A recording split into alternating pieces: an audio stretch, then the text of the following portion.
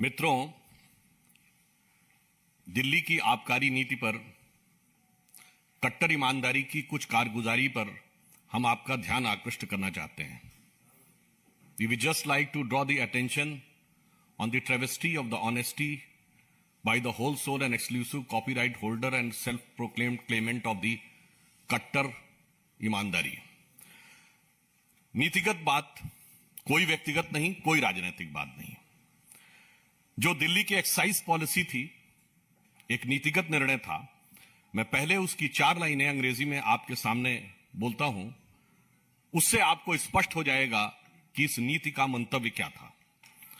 The Delhi excise policy for the year 21-22 says that no manufacturer or retail licensee shall be allowed to apply for wholesale license or vice versa.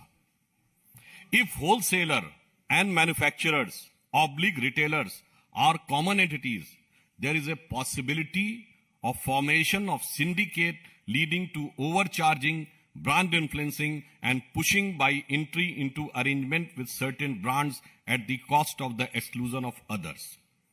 Also, the L1 licensee cannot own any of the retail vends, ध्यान दीजिएगा, either directly or through any sister concern. For this purpose, sister concern / related entities shall mean that the entities should not have common proprietors, common partners, or directors, or majority ownership, that is 51%, of the proprietorship or the partnership of the company. They shall not lie with the same person in all the entities. The entities shall not have holding, subsidiary, relationship, or not subsidiary of the same holding company. कहने का तात्पर्य यह है कि आबकारी नीति का सबसे बड़ा नीतिगत विषय यह था कि उत्पादक, वितरक एक समान नहीं होने चाहिए, क्योंकि इससे यह संभावना रहती है कि वो बाजार में अपना एकाधिपत्य बनाकर आगे जाकर मनचाहे तरीके से दामों को प्रभावित कर सकते हैं. और जब ये कहा गया कि प्रोड्यूसर, रिटेलर एंड डिस्ट्रीब्यूटर, यानी कि उत्पादक, वितरक अगर एक नहीं होने चाहिए, तो वो कंपनियां किसी भी प्रकार से एक दूसरे से संबद्ध नहीं होनी चाहिए. और संबद्धता की विधिवत परिभाषा भी की गई है, अर्थात एक दूसरे के कॉमन डायरेक्टर नहीं होने चाहिए, एक दूसरे की शेयर होल्डिंग नहीं होनी चाहिए, व्यक्ति भी एक दूसरे में कॉमन नहीं होने चाहिए, और किसी भी एक कंपनी की दूसरी कंपनी में मेजॉरिटी ओनरशिप नहीं होनी चाहिए. यानी प्रत्यक्ष या परोक्ष, यहां तक कि दूसरे या तीसरे टियर से भी परोक्ष रूप से आप प्रकारांतर से भी उत्पादन और वितरण को एक साथ नियंत्रित नहीं कर सकते. परंतु अब यह प्रश्न आता है, यह हम नहीं पूछ रहे हैं, एक्साइज डिपार्टमेंट ने नोटिस देकर पूछा 25 अक्टूबर 2021, आज 10 महीने हो चुके हैं. उन्होंने कंपनी का नाम लिया कि Enrich has applied for L1 distributor licence using the credential of a liquor manufacturing company Enrica enterprise having its distillery at Chennai. यानी ये हो गई उत्पादक कंपनी, मैन्युफैक्चरर. अब वो कह रहे हैं enrich is also applied for L1 distribution licence despite being related to Magunta Agro and Pixie, which have won retail zone licensing for zone number 4, 23 and 22 with a malicious intent for forming a cartel. अब बताइए, one company is manufacturer, it is also a partner in the distributor, और 3 zones का distribution उसको मिल जाता है. अब इसमें किसी प्रकार का कोई किंतु परंतु का की संभावना नहीं रह जाती है कि जो नीति तय की गई थी पारदर्शिता को लाने के लिए, वो पूरी तरीके से प्रभावित दिखाई पड़ती है. दूसरा एक उदाहरण है, Indo spirit beverages private limited है, Indo spirit distribution private limited है, और Indo spirit distribution private limited, Messrs Khao Gali restaurant private limited के साथ संबंधित है, यहां पर भी वही कंपनी उत्पादक है और वही शेयर होल्डर है। मैं उसमें बहुत डिटेल्स में नहीं जा रहा हूं, आप चाहें तो जाके चेक कर सकते हैं। और यह भारतीय जनता पार्टी का आरोप नहीं है, यह एक तथ्य है जो आबकारी विभाग ने 10 महीने पहले दिल्ली सरकार से पूछा, तो अब दिल्ली सरकार यह कह के बचाव नहीं कर सकती कि हमारी जानकारी में नहीं था, हम जांच कराएंगे। इससे बिल्कुल साफ हो जाता है कि इन लोगों ने आबकारी नीति में जानकारी में आने के बाद पूरी तरीके से उद्देश्य के साथ बात की है। इसलिए हम उनसे कहना चाहेंगे कि जवाब हमें आबकारी पे चाहिए, ना ईमानदारी की बात करिए, ना बिरादरी की बात करिए। दिल्ली की जनता यह जानना चाहती है कि आप आबकारी की बात करिए, और जब एक्साइज डिपार्टमेंट ने आपको इस प्रकार का नोटिस दिया तो आपने संबंधित कार्रवाई क्यों नहीं की? क्योंकि यह नोटिस तथ्यों के आधार के ऊपर है, जिसमें जो पॉलिसी मैंने आपको बताई उसको सीधे सीधे तरीके से ध्वस्त किया गया है। तो मैं सिर्फ यह कहना चाहूंगा, एक्साइज पॉलिसी तो यह कहती है कि मैन्युफैक्चरर, डिस्ट्रीब्यूटर एंड रिटेलर एक नहीं होना चाहिए, परंतु यहां ये मिथ्या भ्रम और झूठ के मैन्युफैक्चरर भी यही हैं, डिस्ट्रीब्यूटर भी यही हैं और रिटेलर भी वही हैं, और उसके बाद पूरी निर्लज्जता के साथ जनता के सामने आकर यह दावा करने वाले कि सबसे बड़े ईमानदार वो हैं, इस असत्य के परपिट्रेटर भी वही हैं। अब मैं अनुरोध करूंगा हमारे दिल्ली के सांसद प्रवेश साहिब सिंह वर्मा जी से कि वो आगे का विषय आपके समक्ष रखेंगे।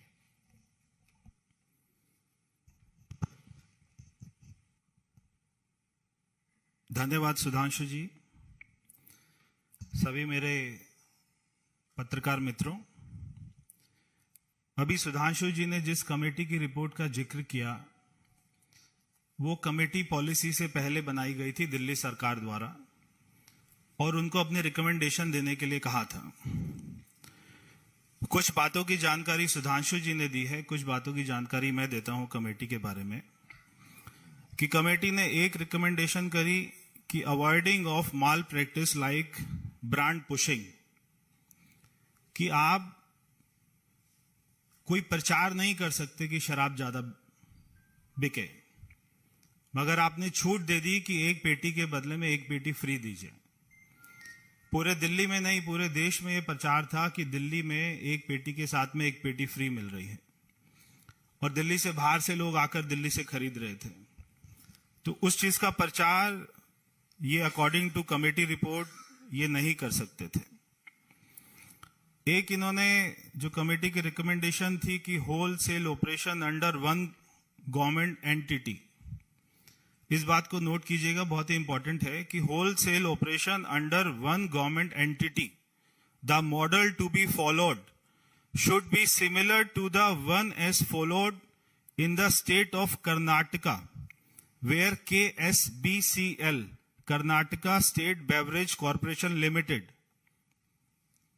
तो कर्नाटक में जो वहां पर मॉडल चल रहा था कि जो होलसेल है, होलसेल का जो काम है वो सरकार को ही करना चाहिए। जो हम बार बार एक आरोप लगाते हैं जिसका आम आदमी पार्टी अभी तक कोई जवाब नहीं दे पाई, ना उनके पास में जवाब है, कि जो L1 का कमीशन इन्होंने, L1 मतलब है वो होलसेलर, L1 का कमीशन इन्होंने 2% से 12% क्यों किया, इसका कभी ये लोग जवाब नहीं देते।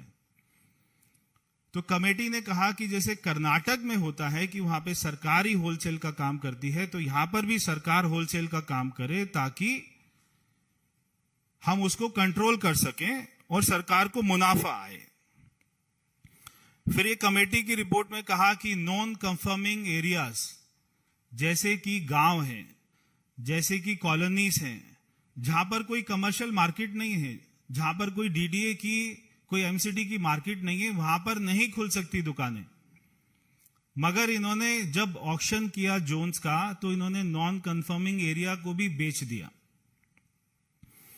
उसके बाद में कमेटी कहती है कि only individual can apply for licence, यानी कि इनका टारगेट था कि 800 दुकान खोलेंगे तो 800 लोगों को एक एक दुकान एक एक आदमी को देंगे।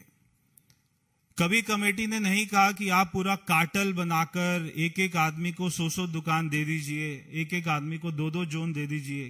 कभी कमेटी ने ऐसा नहीं कहा। उसके बाद में कमेटी ने, जो भी सुधांशु जी ने जिसका जिक्र किया, नो मैन्युफैक्चरर और wholesale licence holder is allowed to bid for zonal lice, कि जो होलसेलर होगा वो मैन्युफैक्चरर नहीं हो सकता, जो मैन्युफैक्चरर होगा वो रिटेलर नहीं हो सकता, जो रिटेलर होगा वो मैन्युफैक्चरर नहीं हो सकता। मगर 2 कंपनियों की मैं यहां पर अपना जिक्र करना चाहता हूं। एक है महादेव, वो तीनों ही है जो कि मिसेस चड्डा चलाते हैं। उसके बाद में एक है बड़ी पंजाब। तो ये 2 कंपनियां ऐसी हैं जो तीनों का काम करती हैं। ये शराब बनाती भी हैं, इनके पास में L1 का लाइसेंस भी है और इनके पास में दिल्ली में जोन्स भी हैं। फिर एक है महादेव, एक है बड़ी पंजाब। फिर इसमें एक इंपॉर्टेंट पॉइंट है कि if the applicant does not accept the licence after winning the bid within the stipulated time frame, EMD amount shall stand forfeited. जो इन्होंने 144 करोड़ रुपया वापस कर दिया लोगों का, ये बोल के कि कोविड चल रहा था, किसी छोटे व्यापारियों का 1 रुपया नहीं वापस किया, मगर 144 करोड़ रुपए शराब माफी का माफ कर दिया, जो पॉलिसी कहती है कि किसी को भी माफ नहीं किया जाना चाहिए। तो मैं इनसे सवाल पूछता हूं कि आपने ये पैसा क्यों वापस किया? जी जी जी, ये सारा पैसा जो कंपनियां जिन्होंने बिड की थी और जिनको बिड में जोन मिल गए थे, जब वो नीचे से जाकर NOC नहीं लेके आए तो उनको पैसा वापस कर दिया गया। देश में दिल्ली में एक ऐसा ही राज्य है दिल्ली, जहां पर शराब मंत्री भी वही है जो शिक्षा मंत्री है। तो एक तरफ ये शिक्षा की बात करते हैं और दूसरी तरफ ये बच्चों की उम्र को घटा देते हैं, उनको छूट देते हैं कॉलेज के बच्चों को कि आप जाके शराब पीजिए। हम, बहुत अजीब सी बात है कि शिक्षा मंत्री हैं और हम इनसे केमिस्ट्री का सवाल पूछते हैं और ये हिस्ट्री का जवाब देते हैं। क्योंकि ये केमिस्ट्री का सवाल इसलिए नहीं उसका जवाब दे सकते क्योंकि 60% दिल्ली सरकार के स्कूल में साइंस नहीं पढ़ाई जाती है। इसलिए शिक्षा मंत्री से जब भी पूछो कि 2% से 12% क्यों किया, तो वो जवाब देते हैं कि हमारे घर में एक आज अपना डॉग को बच्चा हो गया, कुत्ते को बच्चा पैदा हो गया। हम उनसे जो है सवाल पूछते हैं कि आपने क्रेडिट नोट 18 करोड़ रुपए का एक तो ये जो 2% से 12% की कमीशन कैसे ट्रांसफर होती थी कि क्रेडिट नोट ये देते थे। आप सभी कभी दुकान पर जाते होंगे, कोई जूता खरीदते होंगे, आपको जूता पसंद नहीं आता होगा, तो जब आप उसको वापस कराने जाते हैं तो आपको क्रेडिट नोट दे देते हैं कि ये 1 साल तक वैलिड रहेगा, इसके बदले में कभी भी जूता ले लेना या कभी भी उतने अमाउंट का कोई भी चीज ले लेना।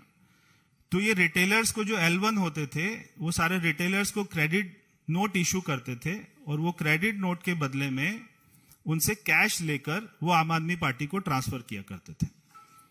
तो ये इनका सारा अपना मॉडस ऑपरेंडी था। ना ये क्रेडिट नोट का जवाब दे सकते हैं और ना ये 2% से 12% का जवाब देते हैं। ये सीधा पहुंच जाते हैं कि केजरीवाल तो प्रधानमंत्री के उम्मीदवार हैं। तो एक कोई गांव में अपना हड्डी सा पहलवान था, तो एक हमारे देश में गामा पहलवान हुए, बहुत जो है उनको रुस्तमे हिंद भी बोलते थे। तो एक हड्डी सा पहलवान था राघव चड्ढा जैसा, तो वो बार बार जो है चुनौती देता था कि गामा पहलवान को मेरे सामने लाओ, मैं उसको हरा दूंगा।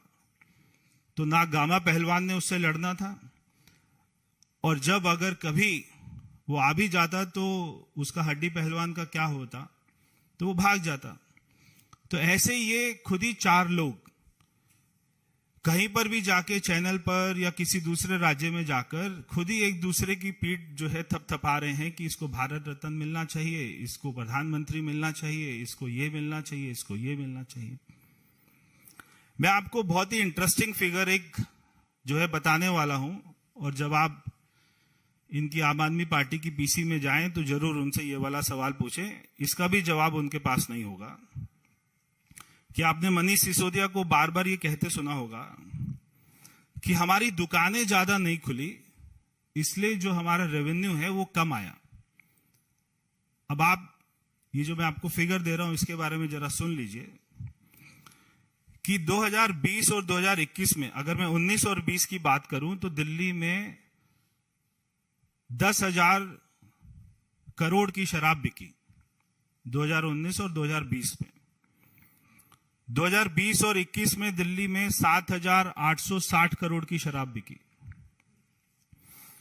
और जब ये पॉलिसी आई तो केवल 7 महीने के अंदर में जो दिल्ली में शराब बिकी है वो अमाउंट है 10,000 करोड़ रुपया।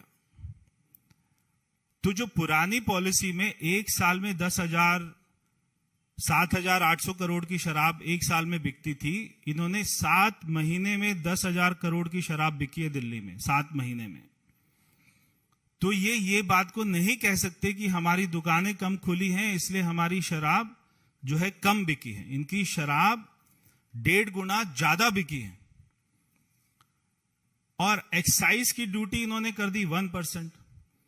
अब मैं आपको एक्साइज के ऊपर में भी आपको उनसे सवाल पूछना चाहिए कि 19-20 में आपको एक्साइज ड्यूटी 4,200 करोड़ रुपया सरकार को मिली। 20-21 में एक्साइज आपको 3,300 करोड़ रुपया मिला। मगर जब आप नई पॉलिसी लेके आए तो केवल 158 करोड़ रुपया एक्साइज मिला। एक्साइज 158 करोड़ रुपए, यानी कि एक्साइज में भी लॉस है और आपके रेवेन्यू में भी लॉस है। तो मैं मनीष सिसोदिया जी से पूछना चाहता हूं कि आप इस बात का जवाब दें कि आपकी सरकार को एक्साइज में 3,000 करोड़ का लॉस हुआ है और आपके रेवेन्यू में 3,500 करोड़ का लॉस हुआ है। ये सरकारी लॉस है, ये आपको हुआ है या नहीं हुआ है, इस बात का जवाब दे दें। ये तो सारे डाटा होंगे एक्साइज के पास में, एक्साइज विभाग के पास में, आपके पास में। तो सरकार को पिछले साल की तुलना से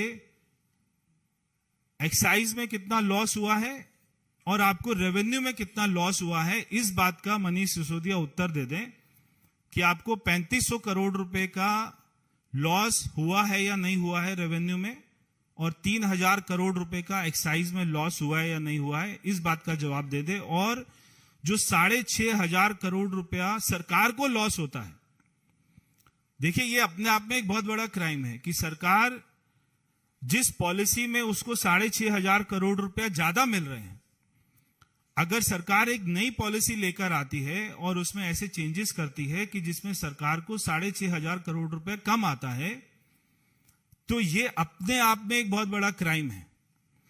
तो वो 6,500 करोड़ रुपया कहां जाता है जो सरकार को लॉस हो रहा है? क्योंकि शराब तो ज्यादा बिक रही है, शराब कम नहीं बिक रही, मगर सरकार को जितना रेवेन्यू आना चाहिए था, जितना पैसा आना चाहिए था, वो नहीं आ रहा। तो वो पैसा कहां जा रहा है, इस बात का जवाब दें। तो ये कई ऐसे बिंदु हैं जिनसे जब आप उनसे केमिस्ट्री का सवाल पूछेंगे तो आपको हिस्ट्री बताएंगे।